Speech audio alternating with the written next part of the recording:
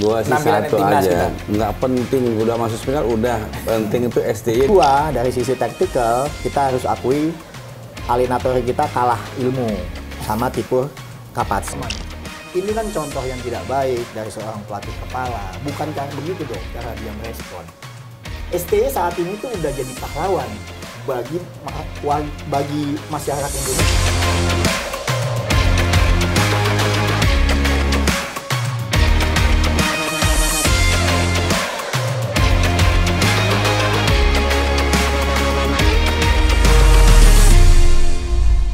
Salam One Corner, jumpa lagi bersama gua Faisal Trap di acara podcast One Corner.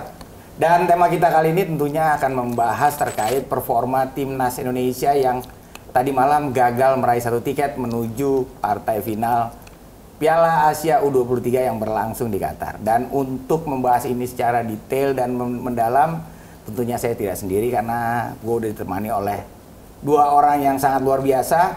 Yang pertama adalah founder Football Institute, Budi Setiawan. Bud, selamat datang Bud. Thank you, Cap. Dan satu lagi nih sosok yang sudah sangat malang melintang di dunia sepak bola nasional dan saat ini beliau menjabat sebagai pemimpin redaksi dari TV One. Selamat datang, Bang Lalu Marah. Ya, Lep. Tos dulu dong. Abang nggak mau berteman sama gua kayaknya. Bud, gimana Bud? Performa timnas kita tadi malam, akhirnya kita harus mengakui keunggulan dari Uzbekistan. Gimana menurut lo? Gue langsung kasih punchline aja ya.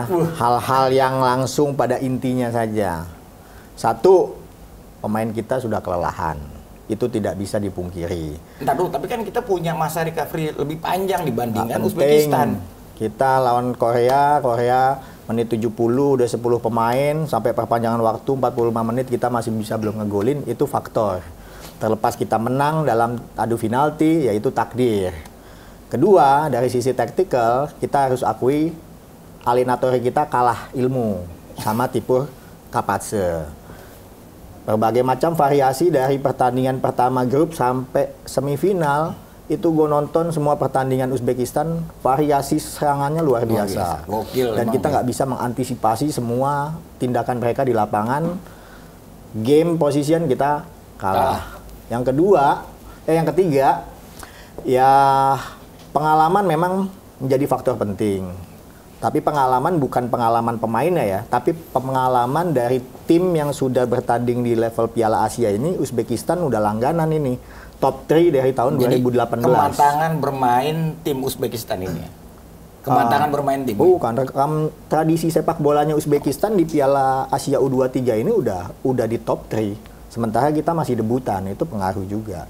Yang keempat, ya faktor eksternal nih kalau gue lihat nih.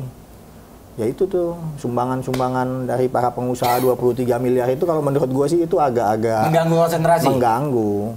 Karena itu tidak disampaikan, satu, waktunya tidak tepat.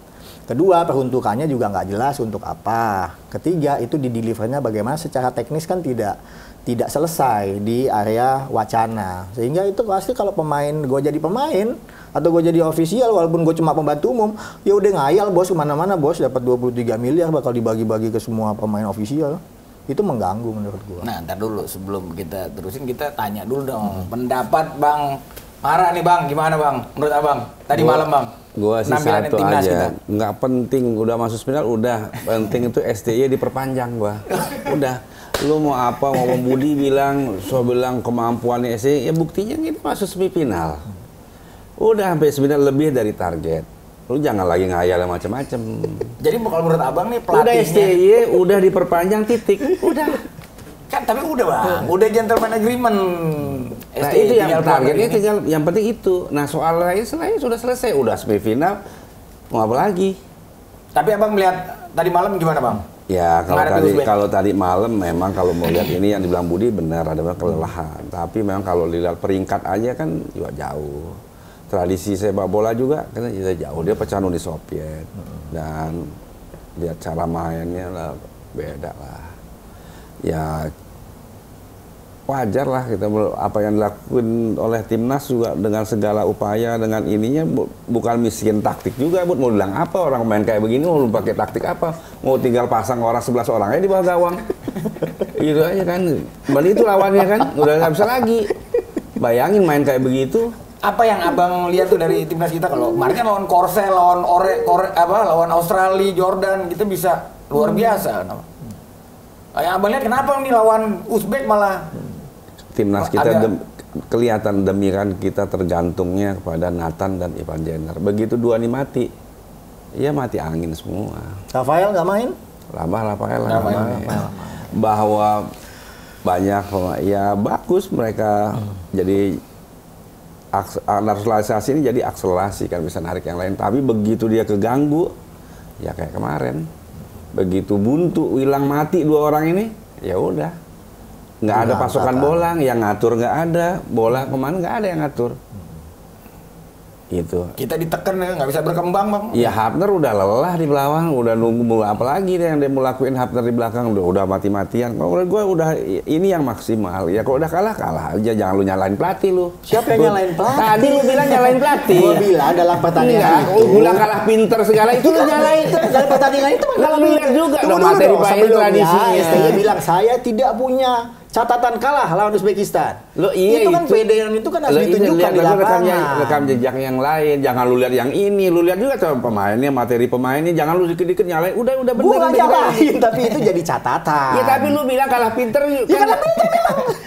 Kalau menang gitu pasti menang kita. Enggak, materinya beda, mati dua pemain tadi. Kemarin lihat aja ya, kalau tengahnya hidup karena beda juga. Iya. Nggak bisa kemana-mana kita, nggak bisa main build up, nggak bisa position. Nggak bisa, bingung.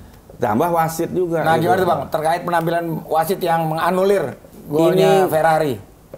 Ya makanya kan ada, kalau pakai kamera vertikal sejajar. Dia lihat ya, kamera belakang ada lebih satu. Nah gue mau tanya nih, aturan baru kan udah berlaku apa enggak? Sudah berlaku. Nah kenapa ini offset? Di call sama wasit VAR Thailand. Kan masih setengah badan. Ini kan cuma satu kaki. Enggak sampai satu kaki. Seperempat kaki. Dan lagi bola udah naik lagi. Itu. Nah, jadi pertanyaan wasit VAR Thailand. Padahal semangat ASEAN juga ada kan, kita kerjasama. Bukan berarti ini mau suruh miring-miring, enggak. Tapi ini barang kalau lihat ini kan ada dua kameranya. Kenapa dia pakai kamera yang angle-nya selalu dari angle belakang ya? Enggak, yang vertikal juga ada, coba digarisin ya, dong, enggak ada digarisin. Iya, kan harusnya dari yang vertikal tuh lebih nggak offset tuh. Iya, makanya kenapa enggak itu pakai itu? Iya. Nah itu, jadi lu lihatnya semua, jangan lu dikit-dikit STY, dikit-dikit STY lu. Nah, kalau masalah gol itu tidak disahkan, VAR itu kan mencakup 4 hal. 1, possibility goal. 2, penalti. 3, direct red card. 4, kalau ada kesalahan identitas, pelanggaran. Jadi wajar ketika cara kerja VAR itu kan ada 2, check and review. Yang ngecek wasit tengah, yang nge-review wasit VAR. Jadi ketika ada kejadian wasit tengah nggak call. Memang, yang nggak call wasit VAR. Kan dia berarti kalau dia diam aja kan gol tuh. Lah iya itu. Tapi sama juga, VAR ini kan memberi keuntungan kita juga pada saat pertandingan lawan Korsel. Nah itu lu mesti syukurin dong, kalau kita diuntungin lu syukurin. Nah iya kita syukurin. Cuma kita juga jangan memaki orang ketika kita kena tapi kan kita bener ini kan. Apaan? Yang ini kita emang bener. Korsel kagak bener? Kalau kita mau fair, gol Korsel kemarin bagaimana? Ya ini hampir-hampir mirip sama golnya Korsel. 11-12. Cuma kan yang menjadikan perbedaan adalah bagaimana cara kita merespon. Cara kita merespon ya, itu respon salah ini STY lu tadi. Nanti dulu. Lu bilang udah kalah pinter. Cara kita merespon itu beda dengan Korea, dengan Indonesia nih. Ketika Korea kalah karena VAR itu membatalkan golnya mereka ya udah santai aja. Oh, Coach Shin, kami dukung Coach Shin membawa Indonesia ke Olimpiade. Tapi ketika terjadi hal VAR ini, Coach Shin Taeyong malah melakukan hal yang berbeda, Bang. Dia menulis di sosial medianya dia, pemain Cina ini harus diterminasi dari sepak bola selamanya. Ini kan contoh yang tidak baik dari seorang pelatih kepala. Bukan begitu dong cara dia merespon. STY saat ini tuh udah jadi pahlawan bagi masyarakat Indonesia. Jadi semua tindak tanduknya dia, tutur katanya, tindakannya dia itu akan menjadi rujukan, akan menjadi referensi bagi semua halayak. Jadi harus hati-hati. Karena dia merepresentasikan bukan cuma tim nasional sepak bola, tapi bagaimana warga negara Indonesia, masyarakat Indonesia itu berinteraksi. Kalau kayak begini kan berarti betul tentang penelitian yang menyebutkan bahwa netizen 62 kasar, Apakah